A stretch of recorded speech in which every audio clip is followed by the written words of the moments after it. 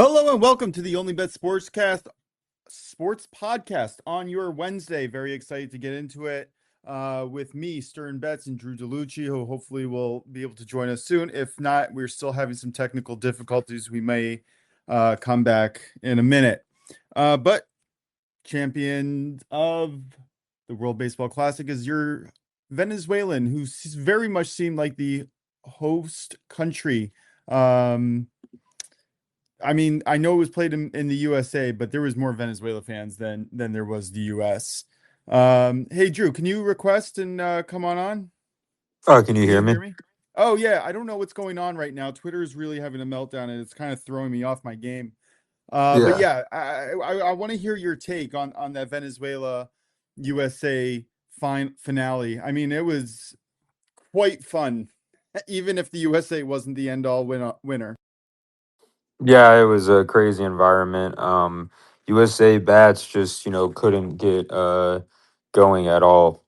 The problem is like even in their 5-3 wins, they weren't really get going against mediocre teams. The only teams they were able to get going against it was Brazil and another team. So it was very disappointing to see with them. Shout out to Bryce Harper for making it more interesting, hitting a home run there. And you know, I it was an unfortunate throw by Will Smith, who usually is a better thrower from the catcher spot. I think Bryce Turang could have tagged a little better, and I think that changed the whole game right there. But at the very end, Venezuela bullpen came through for them, and they got the first WBC final. Yeah, not the outcome that I think anybody else really saw coming, right? I mean, they were very much over 1,000 odds up until the semifinals. Correct me if I'm wrong, but I'm pretty sure that Yeah. they were far out there. Like nobody believed in them. Yeah, I'm pretty Nobody. sure it was like USA, DR, Mexico, and Puerto Rico were ahead of them. And Japan. And Japan, yeah, I forgot about Japan. Japan was like two or three, yeah. Yeah. I think it was USA minus 110, Japan like maybe plus 260, and then it just got on from there. All right, yep. And we're just gonna do a small recap for yesterday. I saw that you're over missed by 1.5 points. That's frustrating. Never like to see that. How was your other plays yesterday? UMBC, I believe that they lost by 3. They had it in their grasp and then they kind of let it go, right? Yeah, so the biggest issue was that UMBC they missed too many free throws. I know Howard did, but one of UMBC's strength is making free throws. They missed like eight to nine free throws, and you need to make those. And Howard just absolutely shot at their mind. They're like 290th in nation of making threes per game. They were, I think, they were like 10 of 20 from the 3-point line. And the fact UMBC still came back and they with 5 seconds left, they had a chance to take a three to tie it to send it overtime was very impressive in my portion. It's just one of those you have to tip your cap to Howard. The beginning of the game, they were getting dominated paint, and then UMBC was making him shoot threes. And then eventually Howard, somewhat came back to life, and Howard started missing free throws. And it was just, you could see that UMBC did have the better offense. Overall, it's just, Howard was having the shooting night, on shooting night. And that shows you anything can happen in kind of March Madness. Of course, it was even money. I'm not saying that Howard is a way worse team. I'm just saying though, if you see an offense who is ranked like 250th or bottom tier in the nation is just shooting out of their mind. Welcome to March Madness, man. Like it's one game, single elimination. The game was 86 to 83. The opening over under was like 141. So kind of crazy to say, but that was an amazing game personally. And yes, I was 0 and 2, but yeah, that over missed by 1.5, which was kind of crazy to see. Yeah, I also didn't have my best day. Man City had a red card in the first half against Real Madrid, and that just decimated their momentum. They ended up losing. Um, really think that they should have and could have won that game if they didn't get that red card in the first half. But what are you going to be able to do? Got some more Champions League picks for later today, and I'm excited to get into it. Especially if you guys want to go listen to that podcast. It's not too late. We recorded it 2 nights ago, Monday night. Soccer. I mean, what can we say? Prince of Picks went 3-0, so I guess he picked up our day, and I hope that you're following all of us because Cavs, Thunder, Spurs beat down their opponents. Very impressive wins all around. And then his 2 soccer plays cashed no problem. My little lean on the USA -1.5, that didn't come through. Although I was at a bar last night and my friend was like, "Hey, I want to, I know you're a sports bettor and whatnot. You have a show. What do you want me? What should I throw my money on?" And we played the USA +1.5, and then the entire bar got in on that bet. And then when Harper hit that homer, the whole bar erupted. It was a lot of fun. Definitely an experience that you can only get in person. Very excited to watch March Madness at a college bar that's literally down my street. All right, let's get into the next segment. We're going to go into the world of sports today. Let's get into the NHL. I'm going to lead it off with you. Do you have any plays that you're looking at, over unders, aside? What do you got for me? Yeah, I've been looking at that for the NHL wise. Let me double check something real quick. Uh, yeah, there was really no over unders or anything that I liked today, per se. There are some interesting games like Flyers, Ducks, Devils, Rangers, and Penguins and Hurricanes. But nothing really for hockey for me. Yeah, I hear it. I hear it. It was a little bit more complicated of a slate, but I've been working on a model. I use a lot of AI models combined with a lot of data, to try to see where the edges are. And traditionally, I've kind of focused on heavy favorites, trying to get a 60-minute money line and whatnot to try to bring down the juice a little bit. But usually when they're favorites, you could kind of get a good line on them. I'm going to switch up my strategy today. I think that getting value on the underdogs might be the way forward for myself. So I'm going to take a stab at the Dallas Stars at +138 on the money line here. And again, we're getting an undervalued road dog against a brand name Avalanche team who, despite the public very heavily betting at home, they've lost the last 3 out of their 4 games. Now, they were on a very good streak before that. Not going to delude our audience, right? But recently, in the last week, they have not been doing well. 3 of 4 losses. The Stars, on the other hand, are coming off their first loss in their last 6 games. And if you include the last 16 games, their only other loss was to this very Colorado Avalanche team in a 5-4 overtime shootout. The underlying metrics show that Dallas is much better at suppressing high danger shots than Colorado, and they have a goaltending edge, as Colorado's starting Mackenzie Blackwood and Dallas is starting Jake Oettinger. If those goalies are not starting, I would not feel as comfortable with this play. But at +138, I think this is phenomenal value. Got any thoughts on that? No, yeah, I think that is good value personally. Yeah. So I'm going to see how this model does. I have 4 or 5 other plays that I'm also tracking just to see how we work it. And then we're going to kind of come back to it at the end of the week to see how well we're doing. And I'll share that with the audience as well. There was a few other games that I was interested in. St. Louis Blues versus Calgary. I truly don't know what we would see in that one, but I kind of lean goals there. I think that we can see neither team is very great defensively. And then Ottawa Washington was an interesting one as well that I was looking at for a potential upset, going with the Capitals. The Carolina Pittsburgh game was very interesting to me. That was the second highest rated play on my model, taking Pittsburgh as an underdog. I just couldn't get there exactly. I'm a little bit scared of Carolina, and I don't know what to expect from them day in and day out. All right, if we have nothing else there, we're going to move on to the NBA. The NBA yesterday, I took a day off. Thank God Prince was able to pick us up, but I find a significant edge here on 3 heavy favorites. But before we get into that, I'm going to hand it to you and ask if you have any thoughts, leans, or plays on the over under. I know that you've been hitting them pretty solidly. Yeah, definitely. And I will say a good thing for one of my buddies in one of my discords. Uh, when I told him about the over under, they were able to reduce it to 20 and a half and use a boost. So shout out to him. I'm always happy when other people are able to make that work. So that was good stuff on his side, but I actually like an under here, personally. I think this under is too high, in my opinion. Let's go to the Nuggets. This over is too high. Nuggets Grizzlies is at like 244 and a half right now. Personally, the reason why is the Memphis Grizzlies. They're an easy opponent on paper. But this is like actually an added as a makeup game from the 25th.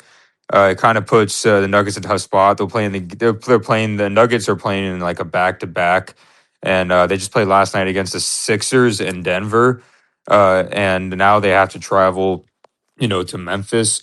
And the problem with this is, especially with the Nuggets and how they play, I don't expect a very high scoring game overall.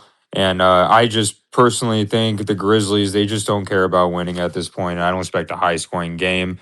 We could see limited minutes for some of the Denver Nuggets starters, and especially since it's a makeup game, there might be some lackadaisical stuff going on. I know these two teams can score, but 244 just seems too high for me. I can dig it. I also targeted this game, but mostly just to fade the Grizzlies. Oh yeah, I would definitely fade them. Yeah, they're not very good. I was a little bit worried about the back to back, but I was watching the Sixers game. I'm in Philly. I was watching the Sixers game live, and I mean they rested all their starters. They're all very well rested. um, yeah, I'm gonna take the Denver Nuggets minus 3.5 in a spread parlay here, and I'm gonna combine that with the Oklahoma City Thunder playing the Nets. I got that minus 8.5, and then I took the Celtics minus 1.5 against the Golden State Warriors. Sure, you have thoughts about that one, but you can get that at minus 114 over at FanDuel. And again, that's Denver Nuggets minus 3.5, the OKC minus 8.5, and the Celtics minus 1.5. I think that's tremendous value against three teams that should absolutely blow out their opponents. Yeah, what can I say? I think Boston's one of the best teams in the league. Warriors have not been playing very well lately. And then the Nets are the Nets and the Grizzlies are the Grizzlies. And I don't think I have to get into that very much. Any thoughts on that parlay? Any piece that sticks out to you? No, I like that a lot, and yeah, the thing, especially with the Grizzlies too as well. They haven't been like scoring that many points, which is like we're used to. I think they only average like 109 points per game the last three, and I think both we'll just see because of the makeup game spot and stuff. And I know the Grizzlies have rest. We're gonna just see, I think, a slow pace game, and both legs won't be there, but Nuggets will care more. I just think I don't even know if the Grizzlies score 100 points this game personally. And then I know you said the Warriors Celtics. Yeah, the Warriors. They've been finding ways to lose. Of course, they just beat the Wizards, but when they lose, it's usually not by much. So that's why I like the minus 1.5. Because I can remember the last time they actually lost more than like 12 points.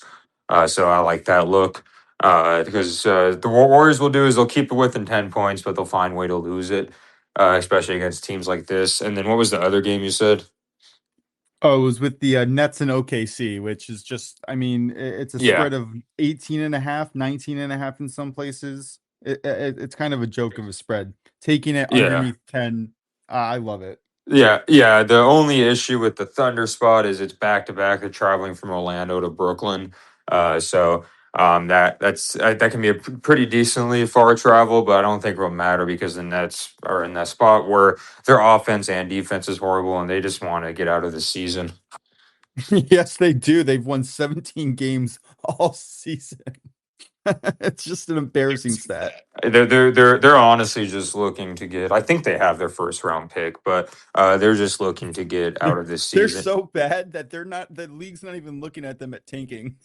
No, they're like we actually believe you. But the great thing about this is the most stacked freshman class ever. So I don't think they need the first, second, or third, or even fourth pick to get a great player. So Yeah. Any other? leans or thoughts in the NBA. Do have some interesting games. LA is going to Houston. I'm very curious why Houston's only one minus 130 favorites. I feel like that line should have been a little bit further. I know that LA just beat them 2 days ago, but I mean this winning streak can't last, right? Did you see what LA did against Houston the other day? No, I missed it. What happened? So I was watching to a podcast about it, and LA, what they were doing is because the Rockets don't have a point guard. They started doing something that other teams, like of course when you do pick and roll, you double team, but they were having Kevin Durant, of course, go up the court and dribble because they don't really have any good playmakers. And the Lakers were playing zone, and they literally started trapping Kevin Durant, making him pass, and then his players would miss it. They actually have decent 3-point shooters around, but they were missing it, and they were trapping him, and he was turning the ball over in the second half. Actually scored 18 in the first half. So basically, because Kevin Durant's not a great playmaker, no offense to him, he's a scorer. And Kevin Durant, after the game, basically said was, I just, need to go in the corner, and I need to do this and let my other teams play make, and then I can do my jump shooting and stuff. So yeah, it was very brutal to see. It's probably on the internet if you want to watch it. It was just ridiculous of like the Lakers just simply blitzing, and then the players around them didn't know how to move through the blitz. Like didn't know how to cut or any of that. So Yeah, okay, but that's a one-time thing, right? That can't oh happen yeah, two yeah, games that's in what a I'm row. saying. Yeah, I would say it's a one-time thing. It can't happen again.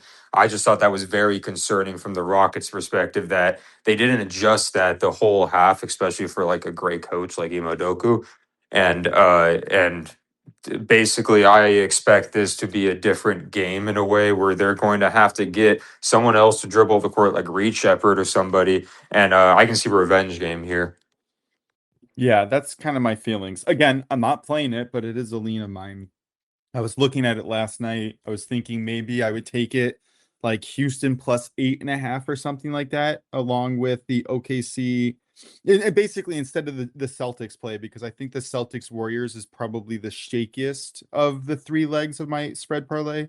So I was looking at Houston maybe on an exaggerated spread because they're going to keep it close one way or the other. I think they win outright, but yeah, the other game that I was also considering was a heavy favorite in the Minnesota Timberwolves over the Utah Jazz. The spread's at minus 12.5 to 14 in some places. I'm not going to touch the game, but I do have a strong lean on Minnesota there as well.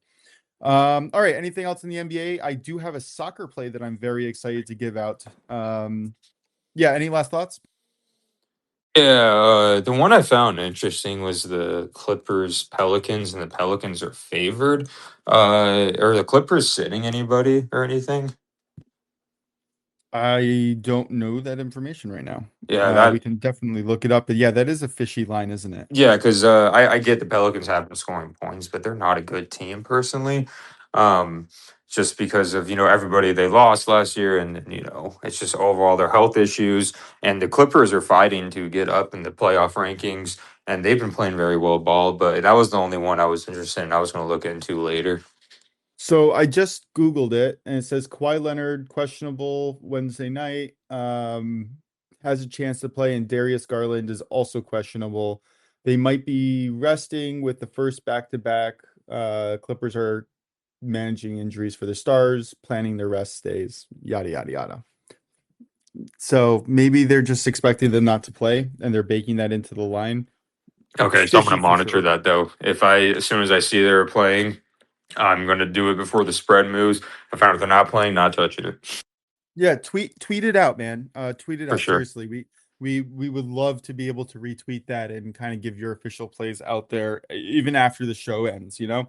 All right, let's get into soccer. Now, this is a league that I've been watching a lot. It goes off usually between 7 and 10 p.m. Eastern. So when there's no sports on, that's kind of like what I've been watching. Or even when there's sports on, I put them on a separate screen. This is the Liga MX, Mexican League, decently high scoring here, but we have a matchup between Guadalajara, Chivas in some books, and Club Leon. Now, I like both teams to score at minus 120 here. It generally hits about 53% of the time in the league in general. My model links it 68% of the time in this specific match.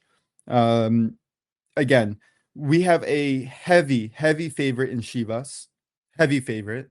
Their over under on their team total is 2.5 goals, if that tells you anything. And it's juiced to like minus 170, not even playable. But they're missing two important defenders. Luis Romo, who is their all-star superstar midfielder, and another defenseman, Leonardo Sepulvedo. And that will really render their defense vulnerable in a very high scoring league that BTTS really does cash out the majority of the time.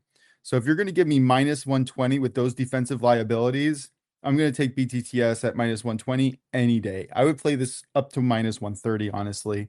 I think this is a great look. And I've been waiting for an entry point to bring a pick from this league in, and I think this is it. I know you probably don't have any thoughts, but it goes off at, I think, 10 p.m. tonight. So if you want a little bit more action, more than the March Madness craziness that's going to happen, I feel like this is it. Yeah, I'll take a Any look at thoughts? that. No thoughts, but Yeah. I'll take a look at it for sure. Yeah, I wish Prince was on here. I think he'd be proud of me. You'll um, listen. yeah, yes, he will. He'll give us our thoughts later. Okay, let's get into college basketball, man. First four, can you give us reactions? We did a little bit, a little bit earlier. Do we have any more thoughts on what happened last night? There was a great game in the NIL. Seattle won. I gave that play out in our little Oh yeah, chat that there. yep. And then and then there was a great game in SF Austin too. Yes, yes. Did they end up winning? I saw that they were leading with a No. few minutes left. Oh, they blew the lead. So the crazy thing was they were down early, like 10, and then they took a 10-point lead. They had a 10-point lead all the way up to the final whatever minutes. And then they got down five, right? And then they just needed a three to tie it. And then and then Tulsa fouled the 3-point shooter. The guy made all three threes. I mean all three free throws. And then it went to overtime. And then with 2:30 left, SF Austin had the ball up three, and they ended up losing because they were up 82 to 79, ended up losing like 89, 84. They just couldn't score. Like I think they scored that possession and Tulsa scored like 10 straight points. So it was unfortunate for them, but SFA did end up, I think, covering. I didn't bet it, but one of my buddies told me about how they ended up covering still. So that was an amazing game. But it was very interesting that SFA almost won on Tulsa's home court because these NIT first round games are home court. So that's something that the listeners need to remember. Like I was surprised that George Mason lost, but you can talk about your Seattle game for sure. No, nothing to say. Just got to follow, and I'm gonna trust the model a little bit more and give Yeah. out those plays officially. I did want But to talk about. Yeah, sorry, go Oh, on. I was saying my other one was, of course, we talked about the UMBC, but the NC State game, it was a brick fest, which I didn't kind of expect. Like missing things left and right, and then NC State almost had an amazing comeback. They they forced a turnover. They ended up getting fouled. They only made one of the free throws, but it wouldn't have mattered because Texas on the other end ended up. Texas ended up hitting a shot with 1 second left. The frustrating part about that, Stern, is the first four I found out counts for the buzzer beater prop. So if that Texas guy ended up making that buzzer beater, making that last shot with no time left instead of 1 second, it would have counted already.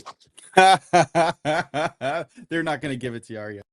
No, because there can't be any subsequent rebound after.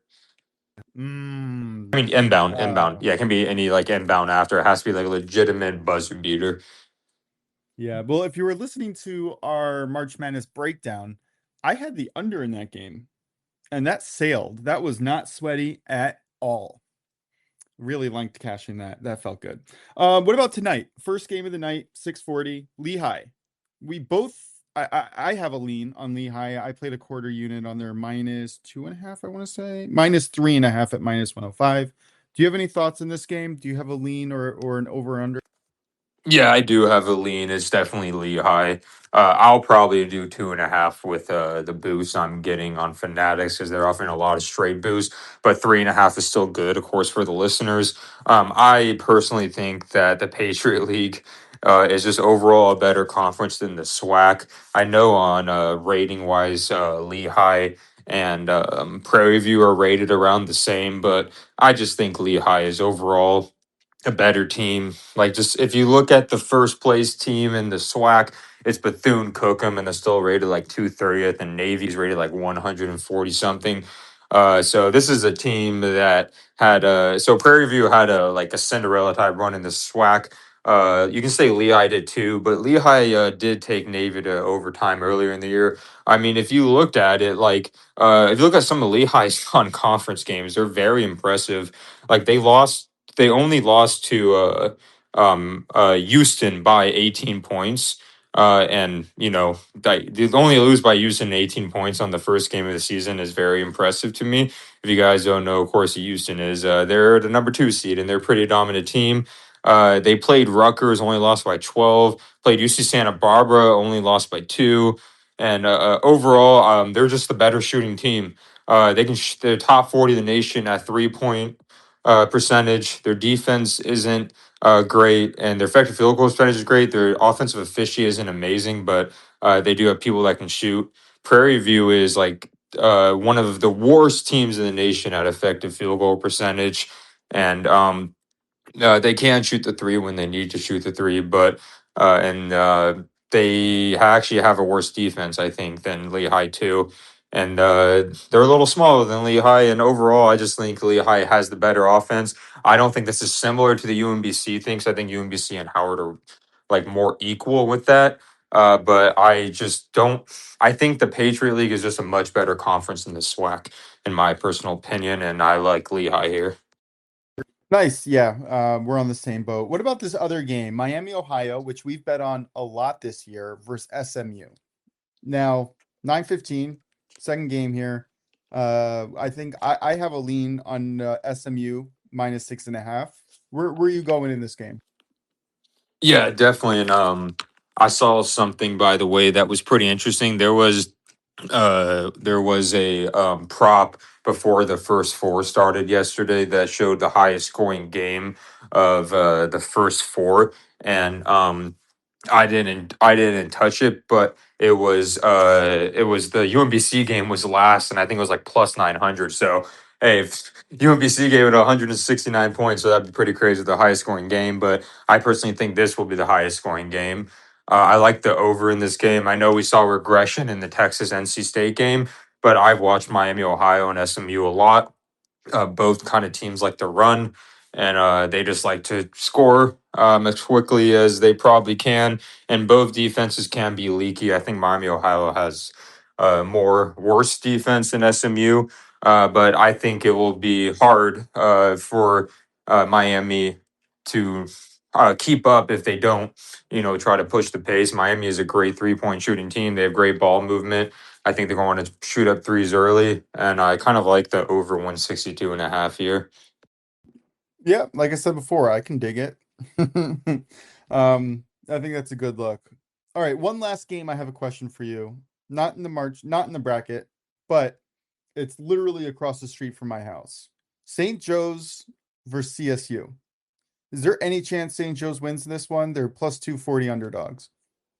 Yeah, so Colorado State is a very good 3 point shooting team. They had their streaks, but I think the game is at Colorado State. That is a hard place to play. Colorado State did not lose much there. Of course, they have the elevation factor there as well. And Colorado State has beaten some pretty good teams in their home court. So if I had to make a lean, it would probably be Colorado State. And I think Colorado State will care still about the NIT because they don't really have top draft picks that need to worry about getting injured. They're probably a basketball school that wants to get more exposure like St. Joseph. So it could be a very competitive game, but I would lean Colorado State.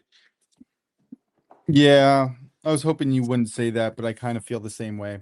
Anything else in the college basketball world that you want to get to before we move on? Yeah, definitely. There was one game I was actually pretty interested in. I believe it's at Bradley. But let me see if the spread is the same like as it was. Yeah, it is. I kind of like Dayton here. I was double checking on why it was only -1.5. Bradley's a really good mid-major school, of course, and it's going to be at Bradley. But Dayton is the team that they made it. They beat St. Louis and made it to the final, and they ended up losing to VCU. And I double checked. There's no injury issues. Like the players want to play to get more exposure and extend their season. Their coach is a gritty coach, so he's going to want to win no matter what.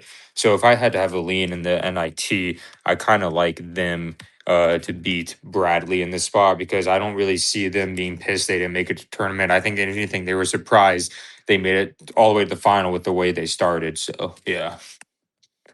Yeah, and right now there's actually a good middling opportunity. I'm looking at a +2.5 on MGM at -115 and a -1.5 in the other direction at -105. So if you're able to use a boost, you could not only get a middle position, which means if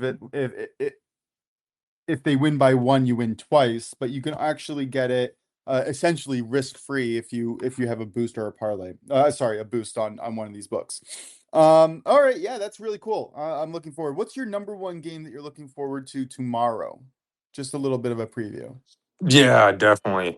Because I know, yeah, the first game starts at I think it's 12:15, yeah, Eastern time.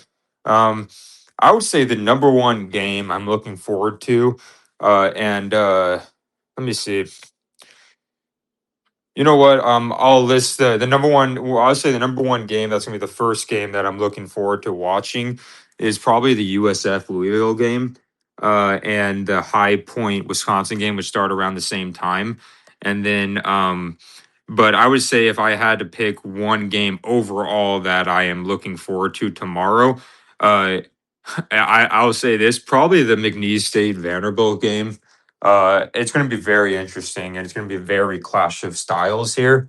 And it's going to be very fun to watch. Will we see kind of like a Clemson thing last year we saw with McNeese State, where they, surprise and shock the world again. But the game that I'm probably going to watch all the way through is Texas A&M and St. Mary's because I have family that went to St. Mary's and I'm going to be rooting for them, putting money on them, and that game starts at 7:35 p.m. Eastern. But I would, if I had to select all the games, St. Louis, Georgia is another one, and yeah, that's it. Oh, and VCU, North Yeah, Carolina. Yeah, yeah, yeah. there's There's a certain lot of games good I just ones don't here. care about personally, like Siena, Duke. Nah, I don't really care about North Dakota State and Michigan State. But yeah, I'll be watching them Yeah, on split screens. yeah, especially that Siena Duke game. I mean, you're essentially just seeing if Siena covers the 30. Exactly.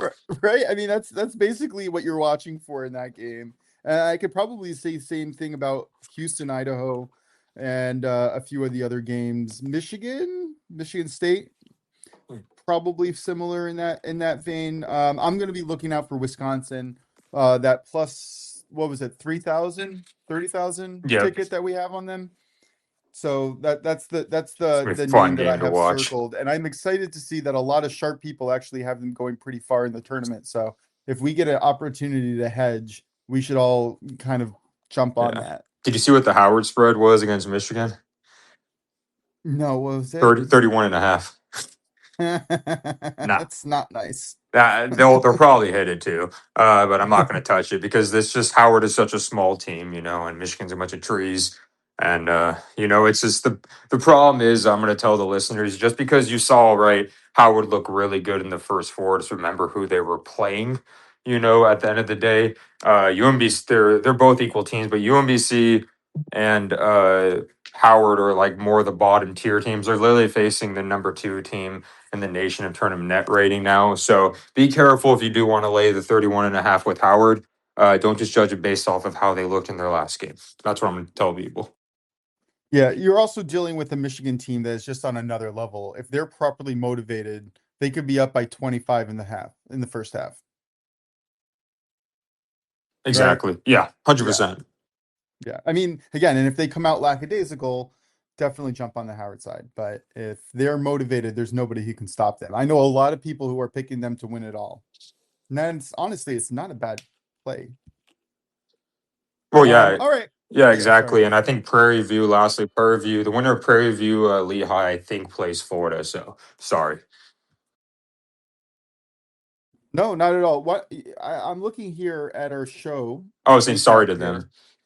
Oh, yeah. Yeah, that's gonna be rough. I'm looking here at our recap from the other day. Why don't you give us maybe two long shots that can win it all at pretty good pricings? Yes, definitely, definitely. Two long shots I see. I'm also on Fanatics because they've been offering me a lot of boost. So I'll say it on here. Two long shots that have good value. Illinois at plus 2,200, I think is very good value personally. And then my other one would be Arkansas at plus 5,000 because they have one of those guys that can single handedly take over games in Darius Acuff. Yeah, I love that a lot. I really do. I am on Santa Clara plus 30,000 and Gonzaga at plus 6,000. WCC, I I think love it. Yeah, I think this has a lot of good value. You're also talking about an easier path to the end. So if you're looking at people who have lesser competition, this might be might be it. Prince of Picks links Kansas at plus 6,000 and Alabama at plus 18,000. I think both of those are sharp looks. He also liked Gonzaga, just speaking of. I actually missed a play from him earlier on the NBA side, and I apologize. He likes the Clippers Pelicans under 234 and a half. So looky there. We got two unders in the NBA. Don't you love it? I know, All right. right? Yeah. Why don't we recap our best bets here and we'll get on out of here. Yeah, for sure. My two best bets of the day are the Nuggets Grizzlies under 244 and a half. And then it's going to be Lehigh. I got from minus 2.5. We can do minus 3.5 and minus 110. So yeah, let's hope we hit our bets. Yeah, we're gonna have a good day. I can smell it coming, although every single time I say that, it doesn't seem to necessarily end up great. So I might have just jinxed ourselves. I apologize for that. You know what I mean? If you just say it, it just doesn't happen. But if I don't know. Sometimes it happens, sometimes it doesn't. Anyway, sorry. Bad tangent. I've got an NBA spread parlay, Boston Celtics minus 1.5, OKC Thunder minus 8.5, and the Denver Nuggets minus 3.5. You can get that over on FanDuel at minus 114. In the NHL, trying a new strategy. I'm going to take the Dallas Stars as a road dog on the money line plus 138. And then finally, in the soccer night, I should say, Guadalajara Chivas versus Club Leon. Both teams to score at minus 120. Thank you guys for sticking with us. Sorry for the technical difficulties. We're going to be moving platforms hopefully very soon. Apologize for everyone who got used to our Twitter spaces. I really enjoy it, but it's just so chaotic and not necessarily consistent that I think we're going to be forced to move to a new spot. Details to come very soon. And I'm looking forward to seeing you guys. Oh, and a little bit of a preview. We might be doing video soon. So we've only been doing audio only so far because of the Twitter spaces. We might be bringing video as well. So something to look forward to. Thank you guys so much for listening to the Only Bet Sports podcast. If you can, just like us on Spotify, Apple Music podcasts, and YouTube podcasts. We are on all the platforms. Find us, like us, rate us, and we'll see you guys soon. Thank you guys so much. Have a great day.